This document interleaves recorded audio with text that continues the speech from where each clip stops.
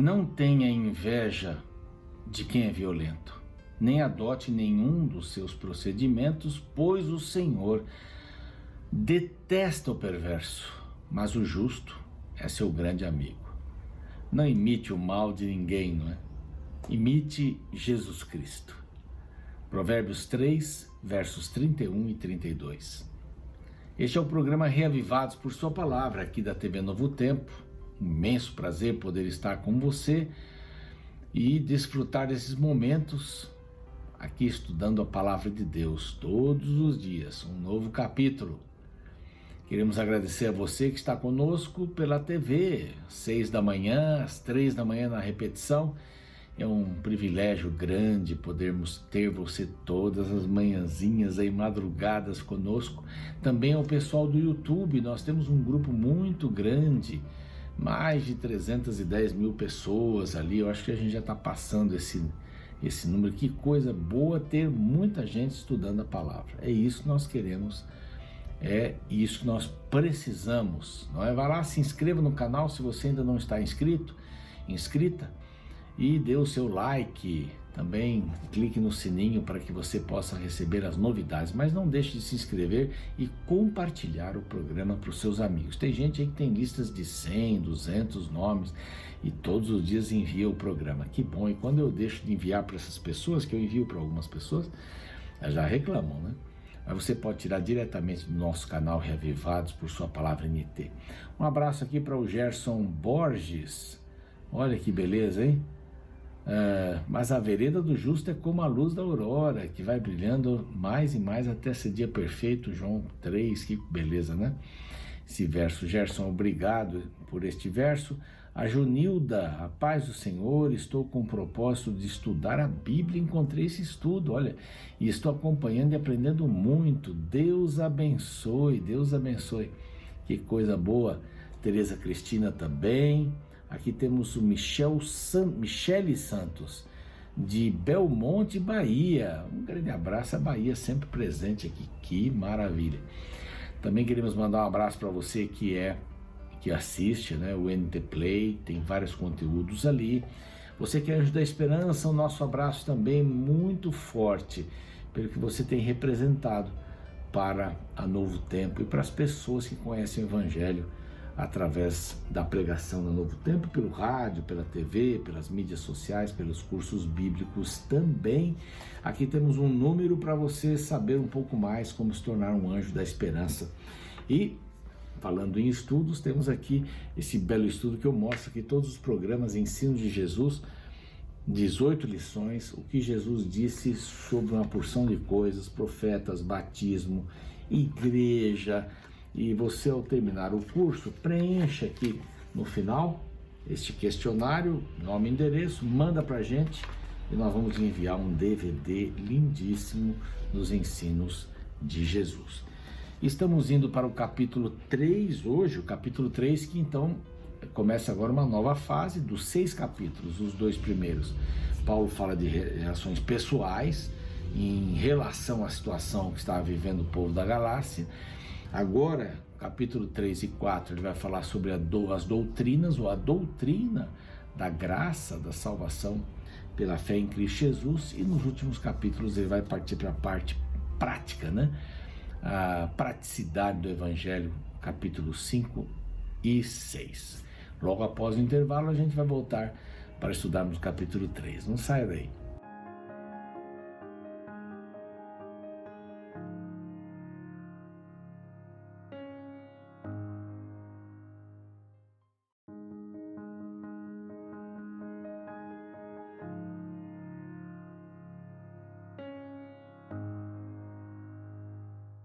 Este é o programa Reavivados por Sua Palavra, aqui da TV Novo Tempo. Estamos felizes com a sua presença aqui conosco. Você que chegou agora é muito bem-vindo, é muito bem-vinda também para estudarmos o capítulo 3 da carta de Paulo aos Gálatas. Já vimos aqui nos versos, aliás, nos capítulos 1 e 2, que Paulo escreve de uma maneira pessoal. Havia judaizantes, a garganta já vai precisando aqui de um aditivozinho. Mas haviam judaizantes que perseguiam a Paulo, né? Eles iam atrás de Paulo, quando ele fundava uma igreja, eles iam para lá e diziam assim: olha, precisa circuncidar, precisa guardar os dias de festas e tantas outras coisas. Leis cerimoniais. Não são as leis morais, as leis dos 10 mandamentos, essas permanecem até hoje, porque Deus não tirou da lei roubar ou matar ou adulterar, não é? E não tirou nenhum dos outros mandamentos também. Mas aqui no capítulo 3 a gente denominou como guerreiro da liberdade, aliás, guerreiro da liberdade foi de ontem, né? Mas como fascinados e perturbados. Ao mesmo tempo que somos fascinados pela lei, pela graça, somos perturbados, que não tem que fazer nada. É só assim? É de graça mesmo? Como é que funciona esse negócio? Vimos aqui que não podemos viver sem estarmos crucificados com Cristo. Ele vive em nós. É como o ramo na videira. Nós dependemos da videira para a seiva e para produzir frutos. Então não sou eu mesmo quem produz os frutos da minha salvação. Não sou eu. E eu não anulo a graça de Deus de forma nenhuma, não é? A lei, cumprida a lei, ela não garante a salvação. Então agora nós vamos ver alguns argumentos teológicos. Então a parte doutrinária, capítulos 3 e 4, vamos falar um pouquinho. Bom, vai falar sobre a Trindade aqui rapidamente. Contemplaram a Deus através do Filho, não é? Receberam a Deus pelo Espírito Santo, experimentaram os milagres de Deus pelo Pai. Então essa é a primeira mensagem que Paulo apresenta nesses versos, né? Ó Gálatas insensatos, né? Quem vos fascinou a vós outros, ante cujos olhos foi Jesus exposto como crucificado. Quer dizer, vocês estão tirando os olhos da cruz, colocando os olhos nas cerimônias. Vocês vão ser salvos pelas obras? De jeito nenhum. Quero apenas saber isto de vós: recebesse o Espírito pelas obras da lei ou pelas obras da fé? Então, ali está Deus, conhecido através de Jesus. Aqui está Deus, conhecido através do Espírito. Sois assim insensatos, verso 3, que tendo começado no Espírito, estejais agora vos aperfeiçoando na carne.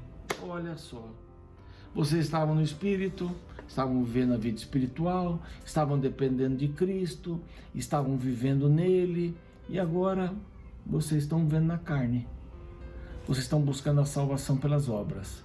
E esses professores que vocês têm aí é que estão levando vocês para o mau caminho. Vocês não podem fazer isso. Terá sido em vão que tantas coisas sofrestes, se na verdade for em vão? Não, nada disso é em vão. Aquele, pois, verso 5, que vos concede o Espírito e o que opera milagres em vós, porventura o faz pelas obras da lei ou pela pregação da fé? Então aqui você vê o Espírito, o Filho e o Pai, nesses primeiros versos do capítulo 3. Além deste argumento pessoal de Paulo, da sua experiência, tem um argumento escriturístico. Ele vai lá em Abraão. É o caso de Abraão, que creu em Deus, e isso lhe foi imputado por justiça. Isso, Gênesis 15 fala sobre isso, né? Ele foi imputado como justiça. Ele creu. Então qual é a base da justiça? É crer, estudar, aprender, crer, confiar, se entregar. Então esse é o argumento escriturístico agora com Abraão. Sabei, pois, verso 7, que os da fé é que são filhos de Abraão. Aqui ele está dizendo, você não é judeu e filho de Abraão. Todos que, não existe só essa classificação, todos que são gentios e não são judeus, portanto, mas têm fé, são filhos de Abraão. Por quê? Porque aqui diz que ele creu e isto foi imputado como justiça. A crença é que lhe deu justiça, a fé é quem lhe deu justiça. Somos justificados perante a fé naquilo que Cristo fez por mim. É o poder de Deus que me salva. Então Abraão foi salvo pela fé, A salvação é para os gentios. E agora vamos ver aqui o verso 10. Todos quantos, pois, porque para os gentios, né? Porque foi isso que abençoaria todas as terras, né? Todos os povos. Todos quantos, pois, são das obras da lei, estão debaixo da maldição, porque está escrito: maldito todo aquele que não permanece em todas as coisas escritas no livro da lei para praticá-las. Então, não tem jeito. Não praticou, é maldito. Ninguém pode atender a lei, ninguém pode atender a lei, ninguém pode atender a lei. Nós somos salvos pela graça em Cristo Jesus. E é evidente que pela lei ninguém é justificado diante de Deus, porque o justo viverá pela fé. Então é a fé que eu tenho em Deus, em Cristo, na sua salvação, que me garante. Estou repetindo bem isso daqui, porque às vezes até alguns podem considerar-nos, né, como povo adventista, como aqueles que são salvos pelas obras. Ninguém vai ser salvo pelas obras. Nós somos salvos pela graça de Cristo. Agora, quando você conhece a Deus e conhece a sua vontade, você não vai querer fazê-la? Ou você vai dizer assim, não, eu quero ser salvo pelo Senhor, mas a sua vontade não quero cumprir. Aí não tem lógica. É uma insensatez muito grande. O justo viverá pela fé. Aquele que observar os seus preceitos, por eles viverá. Cristo nos resgatou da maldição da lei. Qual era a maldição da lei? Era justamente que eu tinha que matar um cordeiro para ser salvo. E outros ritos mais que todos emborcavam ali em Cristo Jesus na cruz do Calvário. Eu não preciso mais matar cordeiros, porque o Senhor Jesus já morreu por mim. Para que a bênção de Abraão chegasse aos gentios em Jesus Cristo, a fim de que recebêssemos, vou dar uma piscada aqui, pela fé, o Espírito prometido. Esse é o caminho, meu querido. Agora a lógica da fé, vamos falar um pouquinho sobre a lógica da fé. Irmãos, falo como homem, Paulo diz aqui. Ainda que uma aliança seja meramente humana, uma vez ratificada, ninguém a revoga ou lhe acrescenta alguma coisa. Então, falando sobre a aliança humana, que as pessoas fazem entre elas. Ora, as promessas foram feitas a Abraão e aos seus descendentes. Não diz, e aos descendentes, como se falando de muitos, porém, como de um só, e ao teu descendente, que é Cristo. E digo isto, uma aliança já está anteriormente confirmada por Deus. A lei que veio 430 anos depois, não a pode abrogar por forma que venha desfazer a promessa. Então aqui a gente tem uma coisa bem forte. A lei não muda a promessa. A lei não muda a promessa. Embora ela tenha sido dada, ela não muda a promessa de Deus. Que Abraão é justificado pela fé. E que isso deveria passar de um para o outro. Aí tem um outro aspecto. Então é desde que Abraão foi chamado, né? 430 anos aí, desde que Abraão foi chamado. E agora vem um outro aspecto. A lei não é maior do que a promessa. O verso 20 diz assim: ora, o mediador não é de um, mas Deus é um. Quem é o mediador? É Deus. Então a lei não é maior do que a promessa de jeito nenhum. Vamos ler o verso 19 aqui. Qual, pois, a razão de ser a lei? Foi adicionada por causa da transgressão, das transgressões, sim, até que viesse o descendente, a quem se fez a promessa e foi promulgada por meio de anjos pela mão do mediador. Então foi adicionada por causa das transgressões à lei, não é? Então, se o homem não tivesse um cordeiro morrendo por ele, ele não seria perdoado. E esse cordeiro representava quem? A Cristo. Então a lei não é maior do que essa promessa. A lei não é maior, por isso que ela é desmanchada quando Cristo morre na cruz. Você está entendendo bem? Quando Cristo morre na cruz, a lei é desfeita, completamente desfeita. E finalmente aqui a lei não é contrária à promessa. Então, a lei não pode mudar a promessa, a lei não é maior que a promessa e a lei não é contrária à promessa. Qual promessa? Dada a Abraão, que ele seria uma grande nação. Ele foi justificado pela sua fé. E depois dessa descendência toda viria alguém, Jesus Cristo, para dar fim à lei da matança dos cordeiros e outras coisas mais que eram ou que faziam parte das leis cerimoniais. Aí o santuário não tinha mais razão de ser. Agora ele vai dar mais um exemplo aqui. Ele vai falar sobre a tutela da lei. Aqui no verso 23, veja que interessante, né? Que a lei, ela não oferece vida. A lei, ela só revela o pecado. E a lei é dada para preparar o caminho para Cristo. Verso 23 diz assim: mas antes que viesse a fé, estávamos sob a tutela da lei. Qual lei? A lei dos cordeiros, né? E nela encerrados para que essa fé que de futuro haveria de revelar-se. De maneira que a lei nos serviu de aio, com essa expressão, aio, para nos conduzir a Cristo, a fim de que fôssemos justificados nele. Então, a lei é chamada de aio. Ela não oferece vida, ela revela o pecado, mas ela é chamada de aio. O que era o aio? Aio era o professor, era aquele que instruía, era aquele que levava ao conhecimento. Então ele diz assim, ele é aio para conduzir a Cristo. Era um funcionário, era alguém que levava a Cristo, levava o conhecimento. E aquele é chamado de aio para levar a Cristo. É um professor, é um encarregado da educação moral, não é? Ou da educação secular. Era o aio. Aqui ele usa o aio dizendo assim, a lei era como um professor que nos levou a Cristo. Outros chamam de um espelho, né? Para a gente ver quem a gente era. Mas a lei nos leva a Cristo aqui, essa lei dos 10 mandamentos, do espelho. Mas aqui é a lei, o aio, que leva a Cristo. Santuário levava a Cristo. A morte do cordeiro levava a Cristo. As cerimônias lá com os manjares e de animais menores, a gordura queimada, levava a Cristo. O dia da expiação, os bodes que eram levados para um bode que era morto e que era levado para fora, levava a Cristo como Salvador.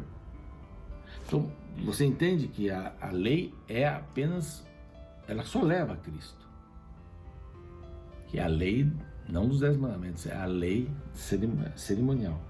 Mas tendo vindo a fé, já não permanecemos subordinados ao aio. Por quê? Porque agora nós não temos mais essas matanças de cordeiros e as leis cerimoniais.